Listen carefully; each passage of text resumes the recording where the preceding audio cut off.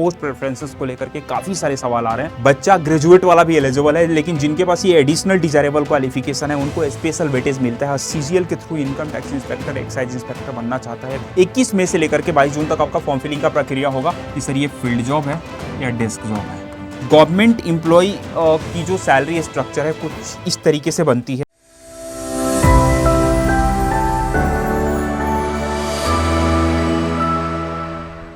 Hello दोस्तों, जय हिंद और तमाम बच्चों को। और अगर आप भी income tax inspector, excise inspector या प्रिवेंटिव ऑफिसर जैसे बड़े जॉब्स का सपना देख रहे हैं तो वो तमाम सपना सीजीएल एग्जाम्स के थ्रू साकार कर सकते हैं। लेकिन सीजीएल के फॉर्म भरने से पहले ये जानकारी आपके लिए बहुत सटीक है लेकर के आया हूं, जहां पर तमाम बच्चे जो कि अलग अलग शहरों से, अलग अलग देश के कोनों से सीजीएल की तैयारी कर रहे हैं, उनके मन में एक सवाल है कि उनका पोस्ट प्रेफरेंसेस किस तरीके से होना चाहिए। फॉर्म फिलिंग का विंडो ओपन हो चुका है और इस क्रम में पोस्ट प्रेफरेंसेस को लेकर के काफी सारे सवाल आ रहे हैं, जिसमें आपको बहुत सटीक से मैं पोस्ट प्रेफरेंस की तमाम जानकारी देने वाला हूं। तो सबसे इंपॉर्टेंट बच्चों, यहां पे हम समझेंगे पोस्ट प्रेफरेंस के डिटेल्स को।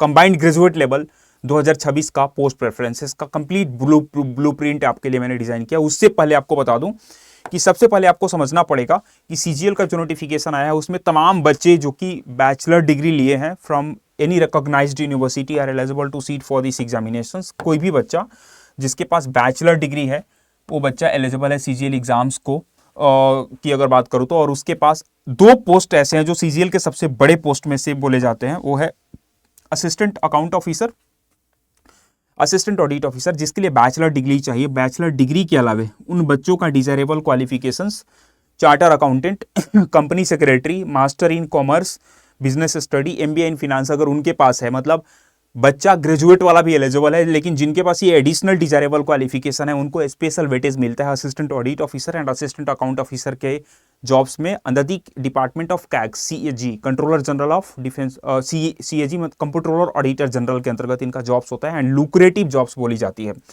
जूनियर स्टैटिस्टिकल ऑफिसर आपको पता है जेएसओ, जो जिसके लिए कि 60% मार्क्स मैथ्स में होना बहुत मैंडेटरी है इन 12th स्टैंडर्ड। अदरवाइज आपके पास बैचलर डिग्री है then you are eligible to sit for the JSO exams. Statistical investigator जो कि आपको यहाँ पे अलग से दिख रहा है। तो इस तरीके से स्ट्रक्चर है जो कि बेसिक स्ट्रक्चर है। अदरवाइज तमाम जॉब्स जो सीजीएल के अंतर्गत आते हैं वो तमाम ग्रेजुएट लेवल के बच्चे जो ग्रेजुएट हैं वो एलिजिबल हैं इस पर्टिकुलर एग्जाम्स में बैठने के लिए। उनको कहीं कुछ भी टेंशन नहीं लेना है, बशर्ते कि उनको फॉर्म फिलिंग करने से पहले ये वीडियो को जरूर वॉच करना है कि कहाँ वो मिस्टेक करते हैं फॉर्म फिलिंग की प्रक्रिया में। और खास करके ये वीडियो उन सीरियस एस्पायरेंट्स के लिए है जो कि वाकई सीजीएल के through income tax inspector, excise inspector बनना चाहता है, विदेश मंत्रालय में बतौर असिस्टेंट सेक्शन ऑफिसर काम करना चाहता है।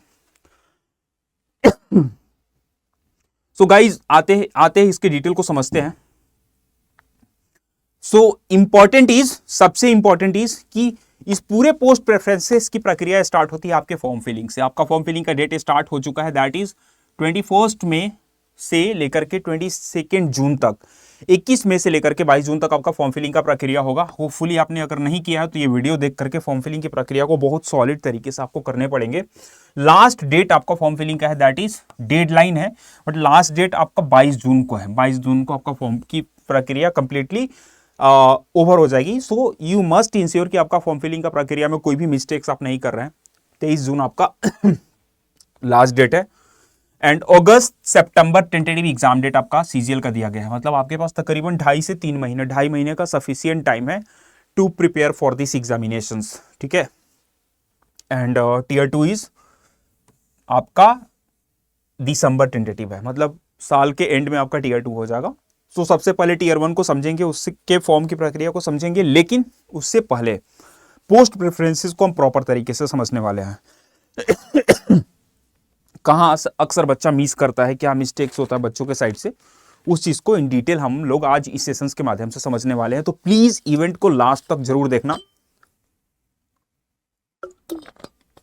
ठीक है। तो बच्चों इससे पहले मैं अब आपको इन डिटेल ले चलूंगा सीजीएल के पोस्ट प्रेफरेंसेस के बारे में जानने के लिए। And why it is very very important, because यहां पे आपको 60 साल की आपकी जॉब जो होगी आपके पोस्ट प्रेफरेंसेस के अकॉर्डिंग ही होगी। आपने तैयारी किया, आपने जो डिपार्टमेंट को ऑप्ट किया, बिना जाने ऑप्ट किया, क्या उसका नेचर ऑफ वर्क है, किस तरीके का कंफर्ट है, फील्ड वर्क है, डेस्क जॉब है, वन विंडोज जॉब है, क्या इसमें प्रमोशनल एस्पेक्ट्स उस तरीके से रखा गया नहीं रखा गया, तो इसमें सब कुछ दो तरीके से इसको देख सकते हैं। सबसे पहले बच्चों के मन में यही सवाल आता है कि जॉब का जो नेचर है वो किस तरीके का है, सीजीएल में जॉब्स का नेचर किस तरीके का है, जॉब आपका फील्ड जॉब है या डेस्क जॉब है। सबसे पहले बहुत सारे बच्चों के जो सवाल होते हैं ये दो तरीके से ही होते हैं कि सर ये फील्ड जॉब है या डेस्क जॉब है, फील्ड जॉब या डेस्क जॉब, या डेस्क जॉब को वन विंडोज जॉब भी बोल सकते हैं, ठीक है। तो ये तो सवाल आप लोगों के मन में होते ही हैं। इसके बाद होम सिटी क्या हो सकती है, क्या मेरे को सिविल सर्विस की आगे तैयारी करनी है सीजीएल निकालने के बाद, क्या दिल्ली बेस्ड जॉब कोई है ऐसा जो मुझे दिल्ली में ही लाइफ टाइम पोस्टिंग मिल जाए, दिल्ली बेस्ड जॉब है क्या कोई, तो ये भी समझेंगे। इसके अलावा करियर पाथ या प्रमोशन एस्पेक्ट्स, क्या मैं यहां से ग्रुप बी अगर जॉब्स पाता हूं सीजीएल के थ्रू तो क्या मैं ग्रुप बी से प्रमोट होकर के ग्रुप ए रैंक में जा सकता हूं, ए रैंक ऑफिसर बन सकता हूं, ए रैंक, और ए रैंक में डैगो इसको बोलते हैं, डायरेक्टली अपॉइंटेड गैजेटेड ऑफिसर, तो बन नहीं पाओगे, ग्रुप बी से ग्रुप ए जा सकता हूं। तो ये एक मन में सवाल होता है। सैलरी कितनी बन सकती है, 7th पे तो चल रहा है, 8th पे के बाद मेरी क्या सैलरी बनेगी, तो एक सवाल जो है ना हर एक बच्चों के मन में आता है कि सैलरी कितनी बनेगी। बेस्ट प्रमोशन किस में होता है, एग्जामिनर में होता है, इनकम टैक्स में होता है, एक्साइज में होता है, कस्टम में होता है, ये भी आप लोगों के मन में सवाल होंगे और उस सवाल को भी आज मैं यहाँ पे सॉल्व कराने वाला हूँ। एंड ऑब्वियसली कि इसमें यूनिफॉर्म है, कि इसमें क्या पावर प्रेस्टीज है, क्या promotional aspects etcetera etcetera, ministry कौन सी मिलेगी, सो मिनिस्ट्रियल जॉब्स कौन सा है, डिपार्टमेंटल जॉब्स कौन सा है, ये चीज़ों को भी हम इस पोस्ट प्रेफरेंसेस गाइडलाइंस के माध्यम से हम समझेंगे। और ये वीडियो आपको बहुत ही ज़्यादा हेल्प करने वाला है, खास करके जो बच्चा क्यूरियस है सीजीएल एग्जाम्स को क्रैक करने के लिए, पोस्ट प्रेफरेंसेस को प्रॉपर तरीके से समझने के लिए, क्योंकि यही आपके डिसाइडिंग फैक्टर होगा कि कौन से पोस्ट को आप ऑप्ट करते हो और क्या उसका कॉम्बिनेशन है। उससे पहले आपको पे लेवल की अगर मैं बात करूं तो सीजीएल के पे लेवल को मैं 4 फॉर्म में ड्रॉ किया हूं, आप देख रहे होंगे।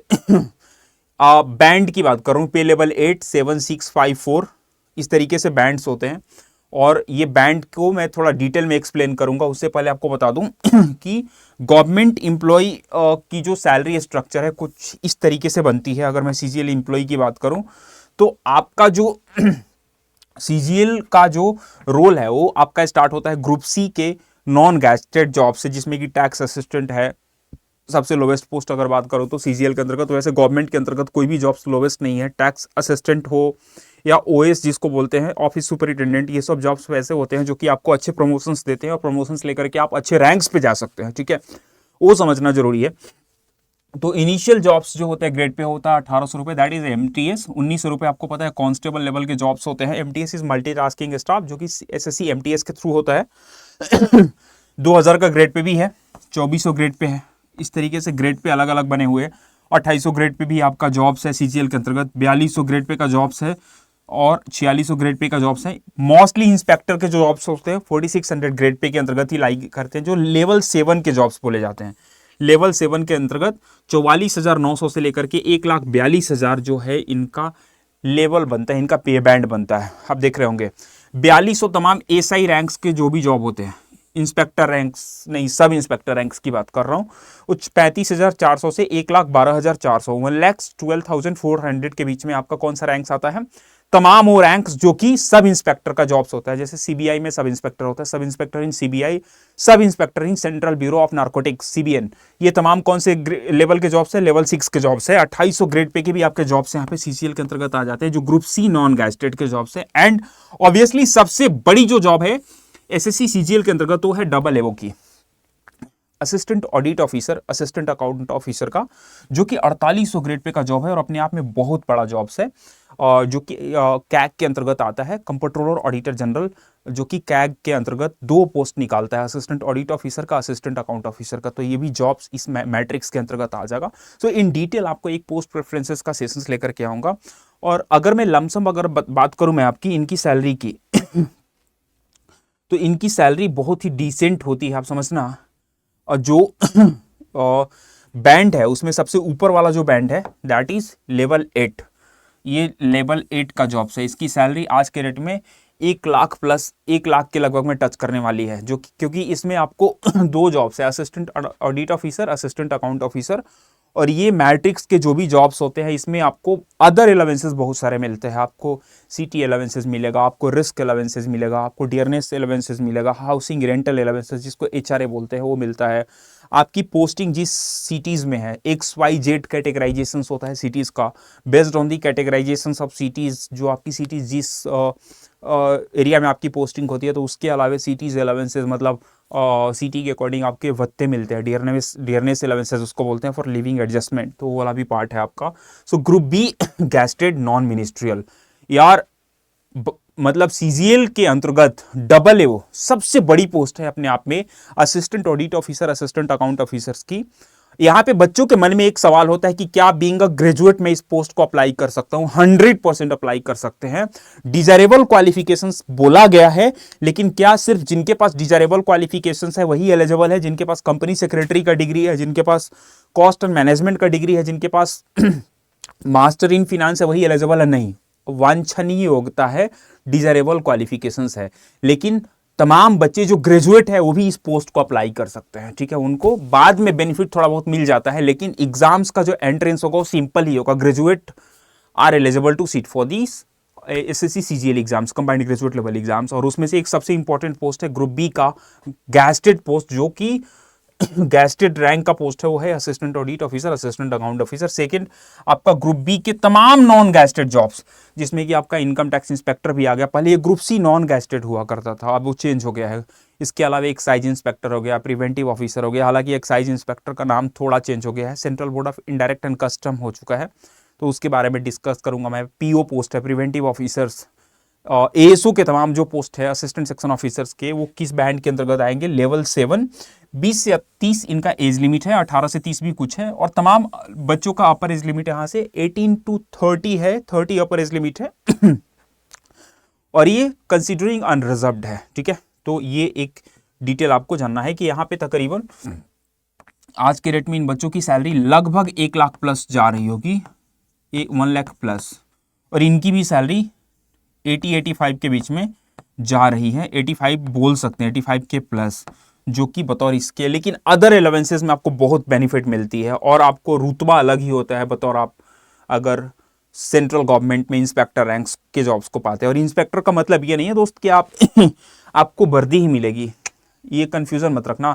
इंस्पेक्टर का मतलब ये नहीं है कि आपको यूनिफॉर्म ही मिलेगी, नॉन यूनिफॉर्म भी इंस्पेक्टर जॉब्स होते हैं। इनकम टैक्स इंस्पेक्टर आपका जॉब है, या मान लो आप कोई इंस्पेक्टर और भी बनते हो कोई और मिनिस्ट्री में, तो जरूरी नहीं है कि आपका इंस्पेक्टर जॉब मतलब यूनिफॉर्म जॉब ही है। बट हाँ, आपको सारे वो पावर, प्रेस्टीज, सारे वो बेनिफिट, सारे वो जो एडिशनल बेनिफिट्स है वो सारे इंस्पेक्टर वाले ही मिलेंगे, वो इंश्योर्ड है गवर्नमेंट के माध्यम से। कमिंग टू दी सबसे important post assistant audit officer, ठीक है। और ये सेंट्रल कैडर का जॉब्स है, ये वाला जॉब्स, ठीक है। इसके बारे में अगर मैं बात करूं तो ये आपने कैग सुना होगा, कंप्ट्रोलर ऑडिटर जनरल, कैग के अंतर्गत का ये आने वाला जॉब्स है, जो कि अपने आप में ग्रुप बी के अंतर्गत नॉन गैस्टेड का जॉब्स है। 18 से 30 इसकी एज लिमिट है। और प्रमोशंस की बात करूं तो one of the lucrative job अगर मैं बोलूं सीजीएल के अंतर्गत सबसे अच्छी सैलरी वाली तो है डबल एओ की। इसमें आप जब प्रमोशंस अगला लेते हैं तो आप डायरेक्टली असिस्टेंट से एओ बन जाते हैं, ऑडिट ऑफिसर बन जाते हैं, और उसके बाद प्रमोशंस काफ़ी अच्छी है इसमें, ठीक है। असिस्टेंट ऑडिट ऑफिसर से एओ बनने में आपको तकरीबन 5 से 6 साल का आपका सर्विस चाहिए आपको, तो एओ बन जाते हैं। और इसमें बहुत अच्छी जॉब्स है, 18 से 30 एज लिमिट है। और कैग के अंतर्गत, जो कि आपको पता है कि कैग क्या करता है? ऑडिट करता है किसके अकाउंट्स के? गवर्नमेंट के अकाउंट्स को, या गवर्नमेंट कोई भी अगर इन्वेस्टमेंट या गवर्नमेंट कहीं कोई एक्सपेंशन कर रही है, जो भी उसमें कॉस्ट जा रहे हैं, मिनिस्ट्री के कॉस्ट को ऑडिट कौन करता है? सारे मिनिस्ट्री के कॉस्ट को ऑडिट कौन करेगा? कैग वाला ही करता है, कंप्ट्रोलर ऑडिटर जनरल। तो Indian audit and accounts department अंदर दी कंप्ट्रोलर ऑडिटर जनरल, तो कैग के अंतर्गत होता है। सेम इसी में असिस्टेंट अकाउंट ऑफिसर होता है, एक ऑडिट होता है, एक अकाउंट होता है। कैग के अंतर्गत सेम ही काम है, अकाउंट को मेंटेन करता है। 18 से 30 अपर एज लिमिट है फॉर अनरिजर्व्ड। फर्दर ओबीसी के लिए क्या 3 साल का फर्दर एक्सटेंशन, एसी एसटी के लिए प्लस और 2 कर लीजिए ओबीसी में, तो आपका क्या बन जाएगा एससी एसटी। तो ये पूरा एज है इस तरीके से। And assistant account officer state cadre भी इसने डिफाइन कर दिया है।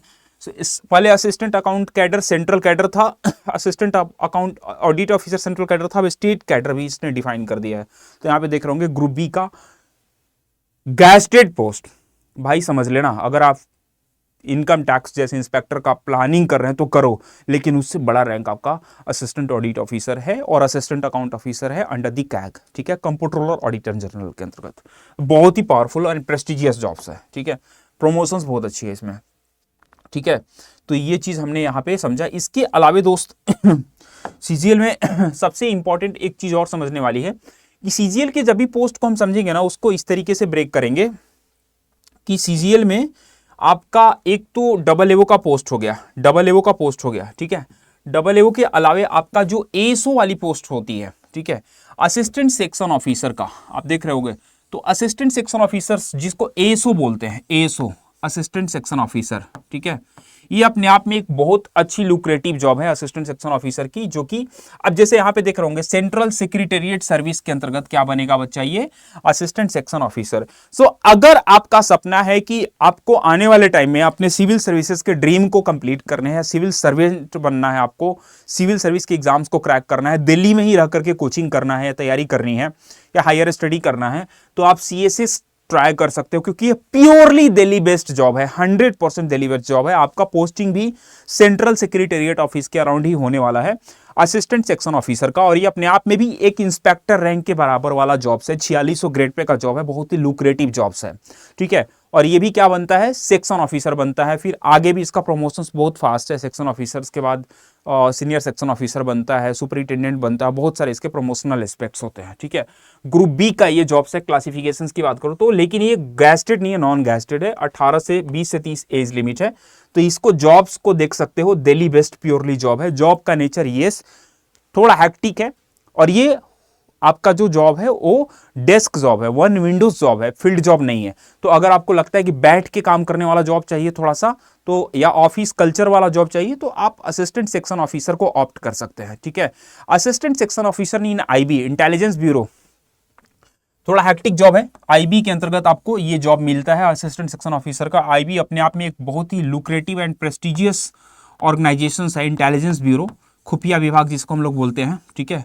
किसके अंतर्गत आता है तो मिनिस्ट्री ऑफ होम अफेयर्स के अंतर्गत आता है दोस्त, एमएचए के अंतर्गत आने वाला ये जॉब है, और बहुत ही लुक्रेटिव जॉब है। पावर प्रेस्टीज इसमें बहुत ज्यादा है, बट इसमें सेक्रीफाइसेस बहुत ज़्यादा करने पड़ते हैं, क्योंकि बहुत सारी प्राइवेसी होती है। मेरा खुद का फ्रेंड है बतौर आईबी में एसीआईओ, असिस्टेंट इंटेलिजेंस ऑफिसर है वो, तो इस जॉब्स को मैं बहुत क्लोजली जानता हूँ, उसके माध्यम से उसके चीज़ों को मैं देखता हूँ। तो ये है assistant section officer in ministry of railway. अगर आप किसी भी तरीके से रेलवे में जॉब्स नहीं पा रहे हैं और आपको रेलवे में तो क्लैरिकल जॉब चाहिए, असिस्टेंट सेक्शन ऑफिसर्स का ये जॉब आपको देगा। एएसओ का जॉब्स आपको मिल जाएगा यहाँ पे, और ये काफ़ी लुक्रेटिव जॉब है। हेड ऑफिस में आपको मिल जाएगी, area of posting Delhi based हो सकता है। 20 से 30 जॉब है, जॉब पोस्टिंग क्लैरिकल कैडर का जॉब्स है, जो कि आपको फील्ड जॉब में हार्डली जाना पड़ता है।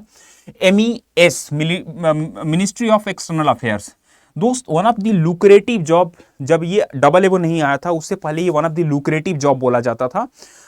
असिस्टेंट सेक्शन ऑफिसर का MEA का jobs, ministry of external affairs का। मेरा खुद का फ्रेंड है अमन, ही इज इन रशिया, सो उसका जब उससे मेरी डिस्कस होती है तो उनका क्या होता है कि जब आप जिस भी कंट्री में पोस्टेड होते हैं, हमारे एम्बेसीज में जहाँ भी आपकी पोस्टिंग होती है, इंडियन एम्बेसीज में, तमाम जो आपके अलावेंसेस होते हैं, तमाम जो भत्ते होते हैं, वहाँ के लिए एप्लीकेबल होता है। अगर आपकी पोस्टिंग बाय द वे किसी तरीके से अफगानिस्तान या पाकिस्तान में होती है एम्बेसी में, तो आपके रिस्क अलावेंसेस का डेफिनेशंस ऑलरेडी गवर्नमेंट ने डिफाइन किया है, विदेश मंत्रालय ने डिफाइन किया हुआ है। तो you will be getting more risk allowances in Afghanistan and Pakistan than Russia, and currency भी उसी तरीके से होती है। तो कहीं ना कहीं अगर आप विदेश मंत्रालय में बतौर इंडियन एम्बेसी में काम कर रहे हैं फॉरेन में, तो आपके लाइफ भी काफ़ी अच्छे हैं, आप फैमिली के साथ भी रह सकते हैं, एंड ऑब्वियसली जो आपकी सैलरी है वो तकरीबन काफ़ी डिसेंट लाइक करती है इन कंट्रीज में, तो वो तमाम बेनिफिट्स आपको मिलेगा जो कि एक राजदूत या जो विदेश मंत्रालय के जो एम्प्लॉय को मिलना चाहिए, being foreign external affairs employee, तो वो आपको सारे मतलब फॉरेन कंट्री में आपको बेनिफिट्स मिलता है सैलरी के पार्ट में भी। एंड ऑब्वियसली ये भी एएसओ होते हैं, असिस्टेंट सेक्शन ऑफिसर, और ये अपने आप में इंस्पेक्टर रैंक के बराबर ही जॉब्स है दोस्त। तो ये एक तरीके से एक टाइम पे बहुत लुक्रेटिव जॉब था, क्योंकि बहुत सारे बच्चों का ये था प्लान कि भाई तैयारी करो, सिलेक्शंस लो और विदेश में जाकर के अपने जॉब को करो। सेम एफएचक्यू, आर्म फोर्स हेडक्वार्टर, अगर आपका सपना है मिनिस्ट्री और एमओडी के अंतर्गत, मिनिस्ट्री ऑफ डिफेंस के अंतर्गत जॉब करने का और क्लरिकल जॉब करने का, तो आप एफएचक्यू के थ्रू कर सकते हैं, मिनिस्ट्री ऑफ होम अफेयर्स के अंतर्गत। और ये भी ग्रुप बी का जॉब है, जो कि अपने आप में नॉन गैस्टेड जॉब्स है, मिनिस्ट्रियल, 20 से 30 साल इसका भी एज लिमिट है। Assistant section officer electronics and information technology, ये एक पोस्ट जो है वो आपको सेम एएसओ का ही इंट्रोड्यूस किया गया है। एएसओ का एक और पोस्ट है डिपार्टमेंट एंड अदर मिनिस्ट्री। देखो यहाँ पे इसका ना इसका बहुत सारे बच्चों को पहले भी डाउट था, क्योंकि मैंने बहुत सारे ऑफलाइन पहले भी पोस्ट प्रेफरेंसेस के सेशंस कंडक्ट किए हैं, तो वहां पे एक कॉमन डाउट बच्चों को आता था कि सर ये अदर मिनिस्ट्रीज क्या होता है। तो वो मिनिस्ट्री जिसको सीजीएल अपने पोस्ट प्रेफरेंसेस में डिफाइन नहीं किया है, वो अदर मिनिस्ट्री के अंतर्गत लाई करता है। तो कहीं ना कहीं एक अपने आप में बड़े पोस्ट के तौर पे इसको आप देख सकते हैं। और ये भी ग्रुप बी का नॉन गैस्टेड नॉन मिनिस्ट्रियल जॉब है, 18 से 30 इसका एज लिमिट है। ऑब्वियसली एक अगला पोस्ट है जो कि सबसे लुक्रेटिव पोस्ट है और सबसे पसंदीदा पोस्ट है आप लोगों में से तमाम बच्चों का, इंस्पेक्टर ऑफ इनकम टैक्स, या जिसको इनकम टैक्स इंस्पेक्टर भी बोलते हैं। दोस्त इनकम टैक्स इंस्पेक्टर का जो जॉब्स है ना, अपने आप में नाम से तो बहुत लुक्रेटिव है, लेकिन ये क्या आपको लगता है कि डेस्क जॉब है? नहीं, ये फील्ड जॉब है, आपको फील्ड में रहना पड़ता है। और आपको पता है कि बहुत सारे बच्चों के दिमाग में ये होता है कि रेड करते हैं, इनकम टैक्स का रेड होता है। भाई वो इनकम टैक्स का जो सीबी डीटी डिपार्टमेंट है, central board of direct tax, central board of indirect tax, उसका एक छोटा सा एक अलग सा सेगमेंट्स है जो कि रेड और तमाम चीजें करता है। इसके बहुत सारे स्ट्रक्चर है, बहुत सारे डिपार्टमेंटल स्ट्रक्चर है विद इन दी सीबीडीटी, तो उसका एक पार्ट है। और ये इंस्पेक्टर किसके अंतर्गत होगा? Central board of direct tax, CBDT के अंतर्गत, central board of direct tax. अच्छा, सीबीडीटी का फुल फॉर्म, मैं इकोनॉमिक्स का भी क्लास लेता हूं, फ्यूचर में कभी लूंगा तो आप लोगों को बताऊंगा। जिसपे इंसिडेंट और इंपैक्ट एक ही व्यक्ति पे हो, उसको ही बोलते हैं डायरेक्ट टैक्स। इंसिडेंट और इंपैक्ट मतलब आपके सैलरी से इनकम टैक्स कटा तो इंपैक्ट किसी इंडिविजुअल पे होता है, तो इंपैक्ट एंड इंसिडेंट किसी इंडिविजुअल पे होता है, उसी को डायरेक्ट टैक्स बोलते हैं। तो ये जितने भी डायरेक्ट टैक्स वाले लोग होते हैं ना, इनके पावर तो बहुत ज्यादा होते हैं। पहले ये एक टाइम पे ग्रुप सी नॉन गैस्टेड का जॉब्स हुआ करता था, लेकिन इसको थोड़ा स्केल कर दिया गया, ग्रुप बी नॉन गैस्टेड कर दिया गया, तो ये डायरेक्ट टैक्स के अंतर्गत आता है। दो लेग्स है आपका टैक्स का, CBDT and CBIC, central board of indirect and custom. ठीक है, तो सीबीआईसी देखो आप नीचे वाला है, सीबीडीटी आपको पहले मैं बता रहा हूं। तो ये भी एक तरीके से इंस्पेक्टर रैंक का जॉब है, ग्रुप बी का, 18 से 30 साल इसका भी एज लिमिट है, और बहुत ही अच्छे प्रमोशनल एस्पेक्ट्स है। अगर मैं इसकी बात करूं तो आप बतौर इनकम टैक्स जब इंस्पेक्टर आप बनते हो, तो next to the income tax inspector दोस्त, आप अगर बताऊं मैं आपको, तो next to the income tax inspector आप अगर मैं बताऊं, आप इनकम टैक्स बनते हो, जैसे इसको मैं ऐसे बताऊं, 1 मिनट, जब भी आप पोस्ट प्रेफरेंसेस देखो तो डिटेल में देखना, ठीक है। तो आप जब भी इनकम टैक्स इंस्पेक्टर बनते हो, इनकम टैक्स इंस्पेक्टर, तो इनकम टैक्स इंस्पेक्टर क्या है दोस्त? अपने आप में क्या, कौन सा जॉब है दोस्त? ये ग्रुप बी नॉन गैस्टेड का जॉब है। प्रमोशंस के बाद जो ये बच्चा यहां से प्रमोशंस लेता है, तो ये बनता है आईटीओ। आईटीओ मतलब क्या होता है बेटा? Income tax officer. आईटीओ बनता है, क्या बनता है? आईटीओ, ये बनता है इनकम टैक्स ऑफिसर। क्या बनता है? Income tax officer. ठीक है, इनकम टैक्स ऑफिसर। ठीक है, income tax officer. Income tax officer से जब ये प्रमोट लेगा तो क्या बनेगा? आपका बनेगा एसी, असिस्टेंट कमिश्नर। ये वही वाला एसी है जो एक तरीके से आईआरएस के थ्रू बनते हैं, असिस्टेंट कमिश्नर।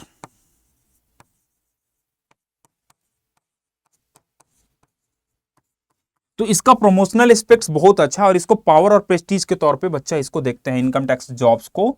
लेकिन ये जो आपका जॉब से ये किसके अंतर्गत काम करता है, ये काम करता है सीबीडीटी के अंतर्गत, central board of direct tax के अंतर्गत। डायरेक्ट टैक्स के अंतर्गत जॉब का नेचर क्या है बेटा, तो ये अपने आप में 4600 ग्रेड पे का जॉब है, 4600 ग्रेड पे का जॉब है। और लमसम इसकी सैलरी की बात करूं तो आज के रेट में इनकम टैक्स इंस्पेक्टर की जो सैलरी है 4600 ग्रेड पे के अराउंड अगर मैं देखूं तो तकरीबन 85 से 90 हजार के बीच में, 85K to 90K के बीच में आपकी सैलरी होने वाली है। और जैसे ही 7th पे लग जाएगा बेटा, इसके बाद तो आपका सैलरी का स्ट्रक्चर और भी चेंज हो जाएगा।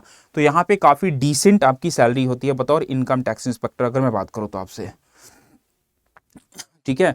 तो इस तरीके से है। ओ सबसे इंपॉर्टेंट एक और जॉब्स है जो कि बहुत सारे बच्चे शायद थोड़ा कंफ्यूज होते हैं, सीबीआईसी का जॉब्स है, central board of indirect and custom. आपको याद होगा एक टाइम पे एक्साइज इंस्पेक्टर होता था, कस्टम इंस्पेक्टर होता था। तो जब से एक्साइज ड्यूटी गवर्नमेंट ने खत्म कर दिया, आपको पता है कि अब एक्साइज को ही सेंट्रल जीएसटी कर दिया गया, सीजीएसटी या एसजीएसटी आप देखते होंगे। तो एक्साइज ड्यूटी जब से खत्म हुई उसी का नाम कर दिया इनडायरेक्ट टैक्स, ठीक है। तो जो उसके लोग होते थे, उसके अंतर्गत जो भी वैकेंसीज निकाली जाती है एसएससी सीजीएल के थ्रू, उसी का नाम कर दिया गया central board of indirect and custom.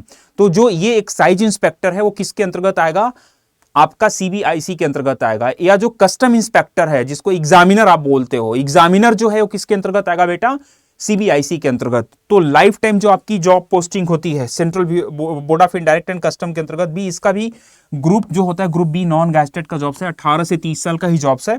Inspector of central excise, ये सेंट्रल एक्साइज का रोल क्या होता है, तो आपको पता है हर एक जगह हर एक कंपनी जो मल्टीनेशनल कंपनी है जो इंडिया में काम कर रही है, उन पे एक्साइज ड्यूटी लगता है। इस एक्साइज ड्यूटी का मतलब होता है उत्पादक शुल्क, जो गवर्नमेंट कॉरपोरेट से या जो गवर्नमेंट प्रोडक्शन यूनिट से, जिस मैन्युफैक्चरिंग कंपनी जैसे टाटा मोटर्स है, जो मैन्युफैक्चर्ड कंपनी है, उनके ऑफिस में ही एक्साइज का एक अलग ऑफिस का सेगमेंट को एक एक्साइज के लिए अलग से एक स्पेस दिया रहता है। एक्साइज वाले लोग वहां पे काम कर रहे थे। तो जो भी आपके डेली के प्रोडक्शंस होते हैं उन पे जो ड्यूटीज लगती है, उस ड्यूटी को एग्जामिन करना है, इवेलुएट करना, करेक्शन करना, ऑडिट करना, तमाम चीजों पे जो अलाइंड व्यक्ति है वही होता है क्या, आपका एक्साइज इंस्पेक्टर, ठीक है, जो कि सीबीआईसी के अंतर्गत आता है, central board of indirect and custom के अंतर्गत आता है, जो कि ग्रुप बी नॉन गैजेटेड का जॉब्स है अपने आप में और बहुत ही लुक्रेटिव जॉब्स है। मेरा खुद का कजन है जो सुपरिटेंडेंट है, is posted in Bengaluru, Ajay भैया, तो बेंगलुरु में पोस्टेड है बतौर एक्साइज इंस्पेक्टर। तो आप इससे रिलेट कर सकते हैं कि एक्साइज इंस्पेक्टर जो अपने आप में जॉब्स है वो कहीं ना कहीं इनडायरेक्ट एंड कस्टम के अंतर्गत आता है। और इसमें दो लेग्स होते हैं, excise inspector and custom inspector. Custom अलग है, एक्साइज अलग है। कस्टम मतलब सीमा शुल्क, आगे मैं बताऊंगा उसके बारे में, ठीक है। तो इसका भी जॉब का नेचर जो है वो हैक्टिक है। इसको भी हम बोल सकते हैं ऑल इंडिया सर्विस लायबिलिटी है आपकी, AISL इसको बोल सकते हैं। आपकी एरिया पोस्टिंग अलग अलग शहर में हो सकती है। इसके जो सैलरी है just like income tax inspector ही होगा, 85 से 90 हजार। और जैसी 8 पे कमीशन आएगा आपकी सैलरी और अच्छी हो जाएगी, 1 लाख प्लस चले जाओगे। But power, Prestige, job profile काफी लुक्रेटिव है।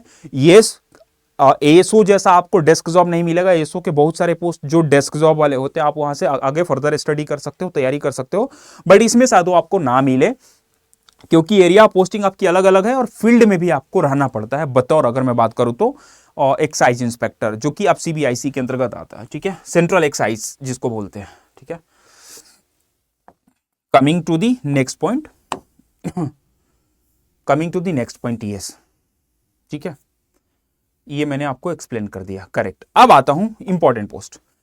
अक्सर आप जब भी बच्चों एयरपोर्ट पे जाते होगे या कोस्टल सिटीज में जाते होगे, कोस्टल सिटीज मतलब जो सीमा से या समुद्री सीमा से लगा हुआ जो शहर है या स्टेट है, वहाँ पे आप देखते होगे वाइट ड्रेस पहन करके लोग घूमते हैं। आपको लगता है कि कोस्ट गार्ड वाले लोग हैं। कोस्ट गार्ड वाले तो होते ही, बट उनके साथ क्या और कौन होते हैं, प्रिवेंटिव ऑफिसर्स होते हैं। वो भी इंस्पेक्टर रैंक का जॉब्स होता है, inspector of preventive officer, CBIC के अंतर्गत ही आता है, central board of indirect and custom के अंतर्गत बतौर इंस्पेक्टर होते हैं। और उनका यूनिफॉर्म होता है, प्रॉपर यूनिफॉर्म। सो अगर if you wish to have your uniform jobs, then you can opt this job as a uniform job. बतौर आपको व्हाइट कलर की यूनिफॉर्म मिलती है, यहाँ पे व्हाइट कलर की जॉब्स होती है इंस्पेक्टर प्रिवेंटिव ऑफिसर्स का, जिसको पीओ जॉब्स के भी नाम से जाना जाता है, पीओ के जॉब्स का। ऑब्वियसली यार, क्योंकि ये फील्ड जॉब है, यूनिफॉर्म जॉब है, तो आपको यहाँ पे पावर एंड प्रेस्टीज है, आपको यूनिफॉर्म वाला रुतबा चाहिए तो ये जॉब ले सकते हो। बट क्या इसकी एरिया ऑफ पोस्टिंग हर जगह होगी? बहुत एयरपोर्ट में तो मिल सकती है, कोस्टल सिटीज में ज्यादा मिलती है, बट इसकी ऑल इंडिया सर्विस लाइबिलिटी वहां पे होती है जहां पे कोस्टल सिटीज है, वहां पे ज्यादा ही आपको दिखेंगे। इनका मेन काम क्या होता है? प्रिवेंशन ऑफ मनी लॉन्ड्रिंग जैसे केसेस जो होते हैं आपको सुना होगा FEMA, foreign exchange management act, फेरा, फॉरेन रेगुलेटरी एक्ट, ये जो भी होता है, इनके जो सीनियर लेवल के अधिकारी होते हैं, पीओ से ऊपर वाले जो लोग होते हैं, वो तमाम ये सब चीज को देखते हैं। तो प्रिवेंशन ऑफ मनी लॉन्ड्रिंग का जो केस होता है, या जैसे ये प्रिवेंटिव ऑफिसर का पार्ट होता है, ये सब लोग देखते हैं। ग्रुप बी का अपने आप में नॉन गैजेटेड जॉब्स है, 18 से 30 साल का ये जॉब्स है। Inspector examiner, one of the lucrative job of all time, लेकिन इसका एक ही कंडीशन है भाई, ऑल टाइम आपको कहां मिलेगा जॉब्स? कोस्टल सिटीज, सॉरी एक मिनट। तो ये जॉब्स जो आपका है दोस्त, क्या है? इंस्पेक्टर एग्जामिनर का, ये देखो यूनिफॉर्म जॉब है, यूनिफॉर्म वाला रुतबा चाहिए तो ये जॉब आप ले सकते हो, यूनिफॉर्म जॉब। और अगर आपको इंस्पेक्टर एग्जामिनर के थ्रू भी आपको, ये सीबीआईसी के अंतर्गत आता है, central board of indirect and custom के अंतर्गत आने वाला जॉब्स है, जो अपने आप में क्या है? एग्जामिनर का जॉब है। एग्जामिनर का जॉब मैं इस तरीके से बोल सकता हूं कि एक टाइम में examiner is one of the preferable job of every aspirants. जो सीजीएल की तैयारी कर रहा था, एक टाइम था जहां पे मैं यही सुनता था कि एग्जामिनर ही बनना है। रीजन क्या है? कि इसमें पैसे बहुत अलग तरीके से लोग कमाते हैं सैलरी के अलावे, ठीक है। और ये एग्जामिनर का जो जॉब्स है ये भी इंस्पेक्टर रैंक है, लेकिन इसका एक ही बस कंडीशन है कि लाइफ टाइम आपको कोस्टल सिटीज में ही रहना पड़ेगा, lifetime. Once you get job as a examiner, you will be liable to posted in the coastal cities only, so lifetime coastal cities में ही रहना पड़ेगा। अदरवाइज सैलरी के मामले में, बाकी चीजों के मामले में बहुत बड़ी जॉब्स है। ग्रुप बी नॉन गैजेटेड 18 से 30 साल का जॉब्स है, और इसकी लाइफ टाइम पोस्टिंग कहां होती है बच्चों? इसकी लाइफ टाइम पोस्टिंग होती है कोस्टल सिटीज में। नेक्स्ट प्रमोशंस की बात करूं तो एग्जामिनर जब भी अगला प्रमोशंस लेता है तो प्रमोशंस के बाद ये बनता है appraiser. Next to the examiner is appraiser. अपने आप में बहुत बड़ी पोजीशंस होती है अप्राइजर। अप्राइजर अपने आप में बहुत सारी पोजीशंस, बहुत बड़ी पोजीशंस होती है। सेम अगर आप एक्साइज इंस्पेक्टर बनते हो उसके बाद सुपरिटेंडेंट आप नेक्स्ट प्रमोशंस लेते हो, तो उस तरीके से इसका अपने आप में प्रमोशनल स्ट्रक्चर बहुत बड़ा है सेंट्रल एक्साइज का। और ये तमाम वित्त मंत्रालय के अंतर्गत ही आते हैं, मिनिस्ट्री ऑफ फाइनेंस के अंतर्गत ही आते हैं। एईओ, असिस्टेंट इन्फोर्समेंट ऑफिसर, ठीक है। तो प्रेफरेंसेस में जो 11 नंबर वाली इंस्पेक्टर ऑफ एग्जामिनर है उसको देख सकते हो, विदेश मंत्रालय को आप देख सकते हो, केंद्रीय सचिवालय में सेंट्रल सेक्रेटेरिएट का जॉब जो असिस्टेंट सेक्शन ऑफिसर का आता है उसको आप प्रेफरेंसेस के तौर पे देख सकते हो। अच्छा, असिस्टेंट सेक्शन ऑफिसर्स के बाद असिस्टेंट इन्फोर्समेंट ऑफिसर जो ईडी, आपने सुना है ना, ईडी का रेड पड़ा है, ये डिपार्टमेंट ऑफ रेवेन्यू के अंतर्गत आते हैं, ministry of finance, department of revenue, ministry of finance. Group B non gazetted का जॉब है। एईओ सुना होगा। इन्फोर्समेंट डिपार्टमेंट का रेड पड़ा है, सुना है ना आपने? रेड एक छोटा सा वो सेगमेंट है उसका, लेकिन उसकी ब्रॉड, अगर मैं एईओ के स्ट्रक्चर की बात करूं, डिपार्टमेंट की बात करूं, तो अपने आप में विदेश वित्त मंत्रालय के अंतर्गत आने वाला एक बहुत बड़ा डाइवर्सिफाइड रोल है इसका। एक छोटा सा रेड वाला रोल है असिस्टेंट इन्फोर्समेंट ऑफिसर्स का, अदरवाइज ये बहुत बड़ा अपने आप में है। एंड ऑब्वियसली सबसे बड़ा रोल सब इंस्पेक्टर सीबीआई। भाई अगर आपको पावर प्रेस्टीज चाहिए, आपको रुतबा वाला जॉब चाहिए, आपको प्राइवेसी वाली जॉब चाहिए, आपको चाहिए कि लोग आपको बोले कि भाई सीबीआई में काम करता है, then you can opt CBI बतौर सब इंस्पेक्टर। बट यहाँ पे यार इंस्पेक्टर डायरेक्टली लेते नहीं है लोग, क्योंकि ये काफी टाइम से ही सब इंस्पेक्टर ही बना रहता है। स्टार्टिंग ही इसका इनिशियल पोस्ट है सब इंस्पेक्टर सीबीआई में, सेंट्रल ब्यूरो ऑफ इन्वेस्टिगेशन। वो तमाम केसेस जो देश की पुलिस हैंडल नहीं कर पाती है वो किसको हैंडल होता है? सब इंस्पेक्टर को। बट क्या आप बतौर वहां पे आप गन और उस चीज मिलेगा? नहीं, नन अनआर्म्ड आप रहेंगे, बट यस रोल आपका सब इंस्पेक्टर का होगा बतौर सब इंस्पेक्टर। तमाम केसेस जो पुलिस हैंडल नहीं करती है, किसको, या पुलिस हैंडल करने में फेल हो जाती है, वो किसको ट्रांसफर होता है? तमाम हाई प्रोफाइल केसेस किसको जाता है? सब इंस्पेक्टर सीबीआई जैसे रोल में जाता है। ग्रुप बी नॉन गैजेटेड 20 से 30 एज लिमिट, ठीक है। अच्छी जॉब से, पावर प्रेस्टीज है, नॉन यूनिफॉर्म जॉब है। Inspector of post, inspector of post department of post ministry of communications के अंतर्गत ही आता है, पोस्टल डिपार्टमेंट के अंतर्गत आता है इंस्पेक्टर ऑफ पोस्ट। ये जॉब्स थोड़ा उस तरीके से नहीं है, लेकिन चूंकि यूनिफॉर्म जॉब है तो इसको आप बोल सकते हो अपने आप में बहुत अच्छा जॉब है। ग्रुप बी का नॉन गैजेटेड जॉब है, ये भी 18 से 30 साल इसका भी एज लिमिट है। नेक्स्ट इंस्पेक्टर आपका कहां पे दोस्त? तो CBN, central bureau of narcotics, CBN इसको बोलते हैं, सेंट्रल ब्यूरो ऑफ नारकोटिक्स। अगर आपको नारकोटिक्स के स्ट्रक्चर को समझना है तो आप ऐसे समझ सकते हैं कि देश में कोई भी ड्रग्स फैक्ट्री या ड्रग्स रेगुलेटिंग एक्ट होता है, या ड्रग्स के लिए कोई लाइसेंसिंग करनी है, लाइसेंस देना है, कुछ भी करना है, उसको रेगुलेट करना है, कौन देखता है? सीबीएन वाले लोग देखते हैं, सेंट्रल ब्यूरो ऑफ नार्कोटिक्स वाले लोग देखते हैं। तो बतौर मिनिस्ट्री ऑफ फिनांस के अंतर्गत आने वाला जॉब है, जो कि ग्रुप बी नॉन गैजेटेड का जॉब है। अच्छा जॉब है ये भी, तो आप इसको भी ऑप्ट कर सकते हैं। बट प्रेफरेबली अगर मैं सबसे बेस्ट जॉब की बात करूं आउट ऑफ 15 पोस्ट, तो सबसे प्रेफरेबल जो मेरा जॉब है वो है असिस्टेंट सेक्शन ऑफिसर MES। उससे ऊपर अगर मैं रैंक दूं, सबसे पहले assistant audit officer, assistant account officer, उसके बाद असिस्टेंट सेक्शन ऑफिसर MES, चौथे नंबर पे इनकम टैक्स इंस्पेक्टर, पांचवें नंबर पे एक्साइज, पांचवें नंबर पे एग्जामिनर, छठे नंबर पे मैं दे सकता हूं इंस्पेक्टर आपका क्या बोलते हैं, छठे नंबर पे इंस्पेक्टर CBIC दे सकता हूं, और central board of indirect and custom, और सातवें नंबर पे प्रिवेंटिव ऑफिसर जैसे रैंक्स को मैं यहाँ पे दे सकता हूं। ठीक है, मिक्सड ऑफ ऑल दिस। केंद्रीय सचिवालय जो कि आपका एक ऐसा जॉब है जो प्योरली दिल्ली बेस्ड जॉब है, आपको life time central secretariat office में ही जॉब मिलता है। ठीक है, नेक्स्ट अदर मिनिस्ट्री। तो अदर मिनिस्ट्री में भी जॉब्स आपको अगर जो ASO का जॉब्स होता है, और बतर जो भी ASO वाली जॉब्स होती है वो आपका अदर मिनिस्ट्री में आप ले सकते हैं। ये भी ग्रुप बी नॉन गैजेटेड का जॉब्स है। एग्जीक्यूटिव असिस्टेंट जो कि CBIC के अंतर्गत आने वाला जॉब है, एग्जीक्यूटिव असिस्टेंट का, ये पहले जॉब नहीं होता था, लेकिन इसको CGL ने इसको भी इंट्रोड्यूस कर दिया। आज से अगर मैं 6-7 साल पहले की बात करूं तो एग्जीक्यूटिव असिस्टेंट का कोई जॉब्स नहीं होता था, लेकिन इसको फिर से इंट्रोड्यूस कर दिया है CBIC, central board of indirect and custom के अंतर्गत। ग्रुप बी का ये भी कौन सा जॉब्स है बेटा? ये भी नॉन गैजेटेड जॉब्स है। रिसर्च असिस्टेंट NHRC, जो आपने सुना होगा, national human rights commission, NHRC के अंतर्गत ये भी जॉब्स आपको मिल जाता है। ग्रुप बी का ये भी नॉन गैजेटेड जॉब्स है।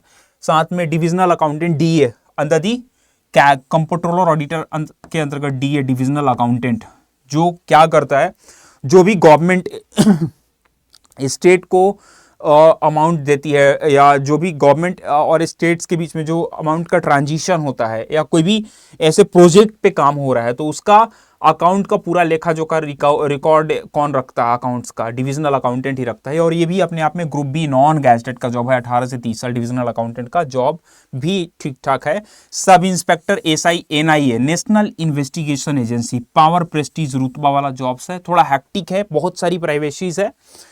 तो बतौर सब इंस्पेक्टर आप क्या बनते हैं NIA में, जिसका age limit again group B का नॉन गैजेटेड का जॉब से 18 से 30 साल इसका भी एज लिमिट है। Coming to the sub inspector junior intelligence officer, आपको पता है ASO एक ACIO आता है, असिस्टेंट इंटेलिजेंस ऑफिसर, उसी तरीके से सब इंस्पेक्टर या जूनियर इंटेलिजेंस ऑफिसर, लेकिन ये NCB में आता है, नार्कोटिक्स कंट्रोल ब्यूरो में, MHA के अंतर्गत, मिनिस्ट्री ऑफ होम अफेयर्स के अंतर्गत आने वाला जॉब है इंटेलिजेंस ऑफिसर का। ये भी ग्रुप बी नॉन गैजेटेड का जॉब्स है। तो तमाम डिपार्टमेंट, तमाम मिनिस्ट्री के जॉब्स जो होंगे वो CGL के अंतर्गत आपको देखने को मिल जाएंगे। JSO junior statistical officer, guys ministry of statics and programme implementation के अंतर्गत आने वाला जॉब्स है। और ये एक ऐसा जॉब्स है जो CGL में तमाम वो बच्चे जिनका एज 30+ हो चुका है अनरिजर्व्ड के अंतर्गत, वो भी बच्चे इस पोस्ट को भर सकते हैं, क्योंकि इसका एज लिमिट होता है 32 साल, अपर एज लिमिट। लेकिन इसके लिए क्या चाहिए? 12th में मैथ्स में 60% होना is mandatory. When you fill the form you must ensure कि आपके 12th में, मैट्रिक में, 12th में 60% मार्क्स आपके आए हुए हैं। Coming to the next post, statistical investigator, again ministry of home affairs के अंतर्गत आने वाला है जॉब्स। ऑफिस ऑफ सुपरिटेंडेंट जो आपका जॉब है central board of direct tax का, OS इसको बोलते हैं। जब भी आप डिपार्टमेंट जाएंगे तो OS के नाम से इसको जानते हैं। ऑफिस सुपरिटेंडेंट का जॉब भी अपने आप में लुक्रेटिव जॉब्स है। Office superintendent become senior superintendent और सीनियर ऑफिस सुपरिटेंडेंट, OS इसके जॉब्स के नाम से जाना जाता है, OS। ठीक है, ऑफिस सुपरिटेंडेंट का ये भी ग्रुप बी का जॉब्स है। एंड ये तमाम जॉब्स जो है सेक्शन हेड एक्सेट्रा एक्सेट्रा आप यहाँ पे देख पा रहे होंगे जो कि CGL के अंतर्गत आता है। ठीक है, अब आता हूं तमाम वो जॉब्स जो ग्रुप C के जॉब्स हैं। सो आप ध्यान देना, एक होता है ऑडिटर, और ऑडिटर में 2 स्ट्रक्चर होता है। एक ऑडिटर होता है कैग के अंतर्गत, कंट्रोलर ऑडिटर जनरल। एक होता है CGDA। CGDA क्या होता है? Controller general of defence account. बतौर मैं पोस्ट प्रेफरेंसेस तकरीबन आज से 6-7 साल पहले तकरीबन 40 से 50 शहरों में मैं पोस्ट प्रेफरेंसेस का CGL का सेशंस ले चुका हूं। So that time I was मतलब ऑलमोस्ट सेशंस में पोस्ट प्रेफरेंसेस का लेता था। ये क्या है, CGDA controller general of defence account. तो ये दोनों डिफेंस अकाउंट्स को, और कैग क्या करता है यहाँ पे, कैग कंट्रोलर ऑडिटर जनरल तमाम मिनिस्ट्री डिपार्टमेंट को जो फंड एलोकेट होता है, जो पैसा जाता है उनको, उसका ऑडिट कौन करता है, कैग करता है। डिफेंस का ऑडिट कौन करता है, सीजीडीए करता है, controller general of defence account. और ये दोनों ऑडिटर के पोस्ट हैं। सिमिलरली अदर मिनिस्ट्री के भी ऑडिटर हो गए हैं। अकाउंटेंट के जॉब्स क्या होगा, अकाउंट का रिपोर्ट रखना कैग के अंतर्गत ही अकाउंट्स के जॉब्स होते हैं। ये कैग के अंतर्गत आने वाले जॉब्स हैं। और ये तमाम कौन से जॉब्स है बेटा, ये तमाम जॉब्स जो आपके हैं ग्रुप सी नॉन गैजेटेड के जॉब्स है। इनका प्रमोशनल एस्पेक्ट्स की अगर बात करूं तो ऐसा नहीं कि इनका प्रमोशनल एस्पेक्ट्स खराब है, सिंस ये ग्रुप सी के नॉन गैजेटेड जॉब्स है, नॉन गैजेटेड जॉब्स है, नॉन मिनिस्ट्रियल जॉब्स है। कैग के अंतर्गत कौन सी मिनिस्ट्री है, सो नॉन मिनिस्ट्रियल जॉब्स है। लेकिन पावर रुतबे प्रेस्टिजियस जॉब्स है। पावर रुतबे के हिसाब से अगर बात करूं तो इसमें भी काफी अच्छे आपके ग्रोथ है, प्रमोशनल एस्पेक्ट्स काफी अच्छे हैं। और ये सबके एज लिमिट जो है ना बेटा, 18 से 30 वाले का, 18 से 27 है, सॉरी 18 से 30 आपका ग्रुप बी नॉन गैजेटेड का था, कहीं 30 था, कहीं 20 से 30 था, कहीं 18 से 30 था। और इसमें 18 से 27 सबके जॉब्स हैं, जो कि ऑडिटर एंड अकाउंटेंट के जॉब्स होते हैं कैग एंड सीजीडीए के अंतर्गत। ठीक है, तो ये भी काफी अच्छे जॉब्स हैं। आप इसको भी यू कैन ऑप्ट प्रेफरेंसेस में थोड़े लोअर साइड में। ठीक है, अगेन ये पोस्टल असिस्टेंट या सॉर्टिंग असिस्टेंट का जॉब है, जो कि अपने आप में department of post ministry of communications के अंतर्गत आता है। ग्रुप सी का पीए जॉब्स इसको बोलते हैं, पोस्टल असिस्टेंट, सॉर्टिंग असिस्टेंट। यही वाला जॉब सीएचएसएल के अंतर्गत भी आता है, आपको याद होगा, सीनियर सेक्रेटेरिएट असिस्टेंट, यूडीसी भी इसको बोलते हैं, अपर डिविजनल क्लर्क, जो कि सेंट्रल गवर्नमेंट का सीएससीएस के अंतर्गत आने वाले कैडर का है। ग्रुप सी का नॉन गैजेटेड जॉब्स है, और इन सबका एज लिमिट भी अगेन 18 से 27 साल है, 18 से 27 साल। और ये तमाम जॉब्स जो है आपके दोस्त कौन से हैं, ग्रुप सी के जॉब्स है। Central administrative service, military engineering service, MES. आपको पता है एमईएस अपने आप में बहुत बड़ी ऑर्गेनाइजेशन है, इंजीनियरिंग के लिए भी एग्जाम्स कंडक्ट कराता है। मिनिस्ट्री ऑफ डिफेंस के अंतर्गत आने वाला ये जॉब्स है एमईएस का, और ये एमईएस का जॉब्स है। टैक्स असिस्टेंट, हाँ सबसे इंपॉर्टेंट जॉब्स बोल सकते हैं, क्योंकि भाई एक टाइम पे इसको बच्चे जो सीरियस एस्पायरेंट्स था वो बोलता था कि यार नहीं यार टैक्स असिस्टेंट नहीं बनना है, तो छोटा जॉब है। भाई आज के रेट में टैक्स असिस्टेंट का रुतबा भी बहुत बढ़ चुका है, सीनियर टैक्स असिस्टेंट, फिर यहाँ से आप इनकम टैक्स इंस्पेक्टर बन सकते हो 15 से 16 साल में। और ये भी सीबीडीटी के अंतर्गत आने वाला जॉब है, central board of direct tax के अंतर्गत। सेम टैक्स असिस्टेंट सीबीआईसी, ये सीबीआईसी किसके अंतर्गत, central board of indirect and custom के अंतर्गत आने वाला जॉब्स है, बहुत ही लुक्रेटिव जॉब्स है। एंड सब इंस्पेक्टर किसमें बेटा, CBN, central bureau of narcotics. ये तमाम ग्रुप सी के जॉब्स है, जो मिनिस्ट्री ऑफ फाइनेंस के अंतर्गत आने वाला जॉब्स है। तो आप देख सकते हो tax assistant become senior tax assistant, दो तरीके से इसके लेग को देख सकते हो, central board of direct tax, central board of indirect and custom, CBIC जिसको आप बोलते हैं। एंड नेक्स्ट इज सब inspector in CBN, central bureau of narcotics. तो ये तमाम जॉब्स कौन से हैं, ग्रुप सी नॉन गैजेटेड के जॉब्स है, जिनका एज लिमिट आप देख रहे होंगे 18 से 30 साल है। ठीक है बेटा, यस मोस्ट आस्क क्वेश्चन, जो कि आपका एक्साइटमेंट बढ़ा देगा। और आई थिंक इवेंट को लास्ट तक देखना, यहां से आपको बहुत सारी चीजों की क्लैरिटी मिल जाएगी। ठीक है, यहां से बहुत सारी चीजों की क्लैरिटी मिल जाएगी आपको।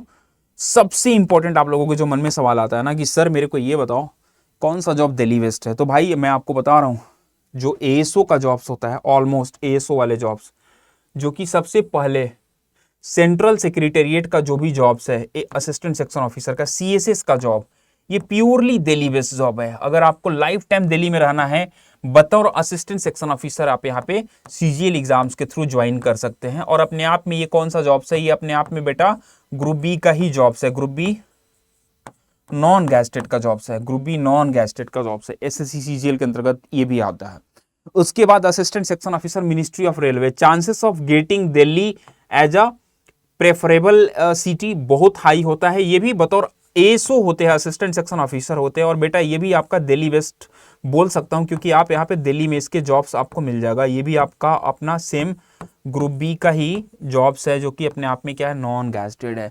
आईबी असिस्टेंट सेक्शन ऑफिसर, ठीक है, तो ये भी आपको दिल्ली वेस्ट मिल जाएगा। एमईए असिस्टेंट सेक्शन ऑफिसर, लेकिन आपको अगर फॉरेन भी जाना है, फॉरेन प्रेफरेंस करना है, तो आपको यहाँ पे फॉरेन में भी अपॉर्चुनिटी मिल सकती है बतौर, अगर मैं बात करूँ तो इस जॉब्स के थ्रू अगर आप आते हो, मिनिस्ट्री ऑफ एक्सटर्नल अफेयर्स में असिस्टेंट सेक्शन ऑफिसर्स का, इलेक्शन कमीशन, ये भी जॉब्स आपका दिल्ली बेस्ड है।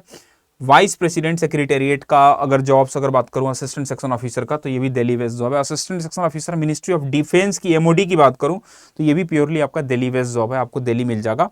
And ministry of electronics and IT Delhi based job है, आप यहाँ पे दिल्ली से मिल सकते हैं। और ये तमाम जॉब्स कौन से हैं बेटा, ये तमाम जॉब्स आपके एएसओ वाले जॉब्स है, असिस्टेंट सेक्शन ऑफिसर का, जो कि प्रमोशंस लेने के बाद सेक्शन ऑफिसर और नेक्स्ट प्रमोशंस सुपरिटेंडेंट और बड़े रैंक्स तक जा सकता है ये।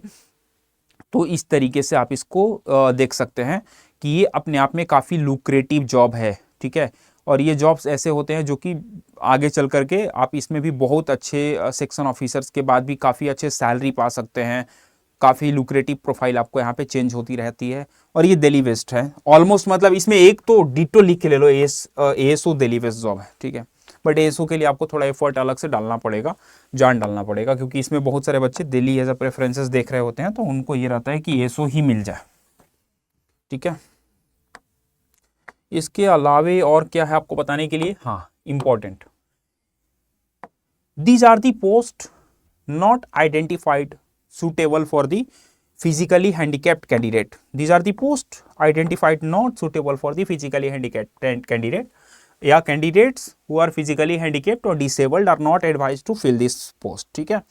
when you are applying for the post preferences in SSC CGL, सबसे पहले CBIC central board of indirect and custom, obviously मत करना भाई, क्योंकि आपकी एरिया ऑफ पोस्टिंग पता है कि मैं एक एग्जामिनर बताया था, एग्जामिनर कहाँ पे होता है, कोस्टल सिटीज में होता है, तो ये ध्यान रखना। Post not identify suitable for candidate with persons with disability, ठीक है, मत करना। इंस्पेक्टर ऑफ पोस्ट एग्जामिनर, जिसको मैंने बताया कि इसका अप्राइजर होता है, और ये लाइफ टाइम कोस्टल सिटीज में ही होता है। यहाँ पे भी physically handicapped candidates are advise not to apply this post, coastal cities ही होती है इसकी ना पोस्टिंग, ठीक है। तो यहाँ पे ये ध्यान रखना।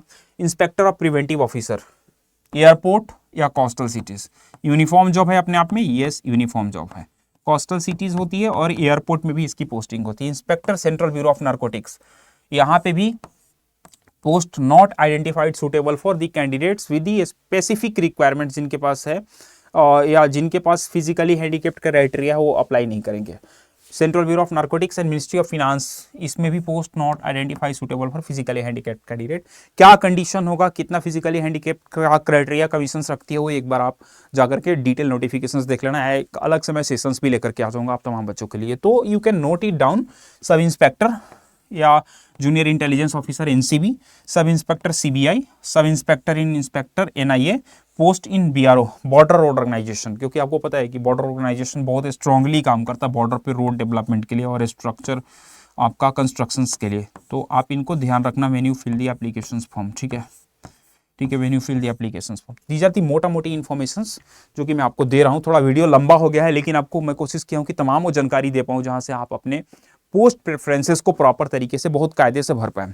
आगे ध्यान देना कि जब भी आप सीजीएल के फॉर्म भरे इस सेशंस को देखने के बाद, आप ये इंश्योर करना कि आपके प्रेफरेंसेस ऑफ पोस्ट में क्या आपकी प्राथमिकता है। आपको होम पोस्टिंग चाहिए, आपको सिविल सर्विसेज की तैयारी करनी, हायर स्टडी करनी है, आपको वो जॉब करनी है जो कि जिसमें फील्ड का जॉब हो, जो हैक्टिक जॉब हो, जिसका नेचर ऑफ वर्क हैक्टिक हो, आपको वो जॉब करनी है जिसमें पावर एंड प्रेस्टीज हो। जैसे मैंने आपको बताया कि एग्जामिनर के बाद अप्राइजर बनता है, अपने आप में बहुत बड़ी पोजीशंस है, या इनकम टैक्स इंस्पेक्टर होता है, एसआई इन सीबीआई है, बहुत लुक्रेटिव जॉब्स है, या inspector central bureau of narcotics है, या आपको वैसे वाले जॉब्स चाहिए जो विदेश मंत्रालय के अंतर्गत काम करने हैं, आपका असिस्टेंट सेक्शन ऑफिसर्स के वो जॉब्स हैं जो मैक्सिमम एएसओ के जॉब्स होते हैं, वो आपको एरिया ऑफ पोस्टिंग दिल्ली मिल जाएगी। तो इन तमाम बातों को इस वीडियो के माध्यम से रिकैप करके देखना, और टाइम स्टैंप लगवा दूंगा ताकि इसका आपको बेनिफिट मिल पाए, आपको ये बेनिफिट मिल जाएगा। और ये तमाम जानकारी, ये वो पोस्ट है जो not identify suitable for physically handicapped candidate, या वो कैंडिडेट जो कि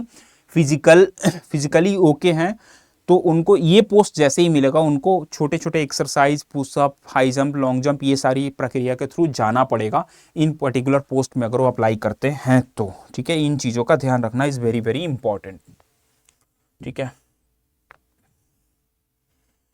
एंड इसके साथ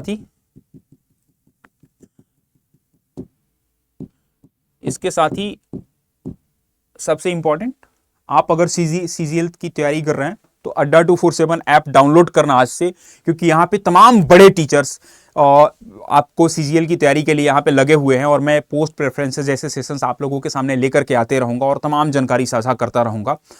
अड्डा 247 ऐप डाउनलोड करने के बाद एसएससी सीजीएल के हमारे तमाम बैचेस को आप ले सकते हैं और जा करके, जो कि आपको इन डिटेल अड्डा 247 ऐप पे आना है आपको।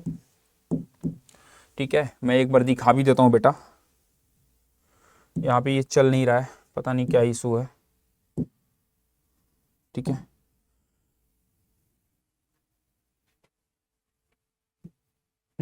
यहाँ पे आना है गूगल पे अड्डा 247।